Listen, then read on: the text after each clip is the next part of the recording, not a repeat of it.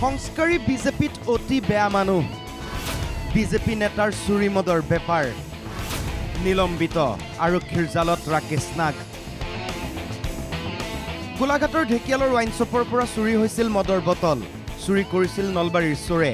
ঘটনাৰে জড়িত এজনক গুৱাহাটীত গ্ৰেপ্তাৰ অৱশেষত সেই মদৰ বটল ওলালগৈ চাপৰৰ বিজেপি নেতাৰ ৱাইন শ্বপত ঘটনাৰ বিৱৰণী মন দি শুনক কিছুদিন পূৰ্বে গোলাঘাটত এখন ৱাইন শ্বপৰ পৰা চুৰি হৈছিল খুৰা ভৰ্তি শতাধিক কাৰ্টন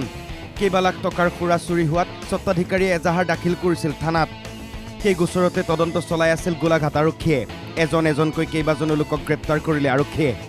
গুৱাহাটীৰ পৰা গ্ৰেপ্তাৰ কৰিলে ৰাজেশ দাস নামৰ এইজন লোকক এওঁক সোধা পোছা কৰোঁতেই ওলাই পৰিল সকলো সেই চুৰে আনি খুৰাৰ কাৰ্টন দিছিল এওঁ লগে লগে ফোন কৰিছিল সচিবালয়ত চাকৰি কৰা ৰাজেশ নাগলৈ ৰাজেশ নাগৰ ৱাইন শ্বপ থকাৰ কথা জানিছিল ৰাজেশ দাসে কম দামত পাই সকলো খুৰাৰ বটল কিনি ল'ম বুলি কৈছিল ৰাজেশে সেই ৰাজেশ নাগৰে ভাতৃ এইজন ৰাকেশ নাগ বিজেপি নেতা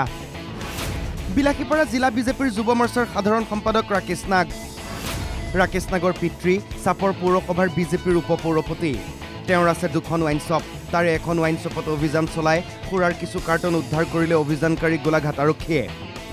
ঘটনাৰ খবৰ পাই একে পৰিয়ালৰ চাপৰৰ বহলপুৰত থকা আন এখন বিলাতী খুৰাৰ বিপণীৰ পৰা চোৰাং বিলাতী খুৰাখিনি অইন ঠাইলৈ সৰবৰাহ কৰিবলৈ লৈছিল ৰাকেশ নাগে তেতিয়াই ৰাকেশ নাগক হাতেলোতে ধৰিলে আৰক্ষীয়ে চোৰাং খুৰা সৰবৰাহ কৰিবলৈ ব্যৱহাৰ কৰা বলেৰো পিকআপ ভানখনৰ লগতে মানজাত নামৰ চালকজনক আটক কৰে আৰক্ষীয়ে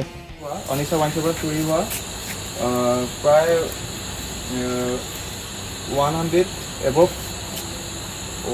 কাৰ্টুনছ আমি ৰাকেশ নাগৰ পৰা আমি চিজ কৰিম যিহেতু তেওঁ এই প্ৰপাৰ্টিখিনি ৰিচিভ কৰিছিলে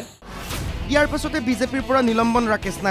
ৰাকেশ নাগ পশ্চিম অসমৰ খুৰা মাফিয়া ওপৰে বিজেপিৰ নেতা আৰু তলে তলে কুকাণ্ড অৱশেষত ধৰা পৰিল এই ঘটনাই প্ৰতিক্ৰিয়াৰ সৃষ্টি কৰিছে শাসকীয় নেতাৰ এয়া কেনে চৰিত্ৰ ধৰা নপৰাকৈ বা আৰু কিমানে কি কৰি আছে চাপৰৰ পৰা উদয়াদিত্য ৰয় NKTV+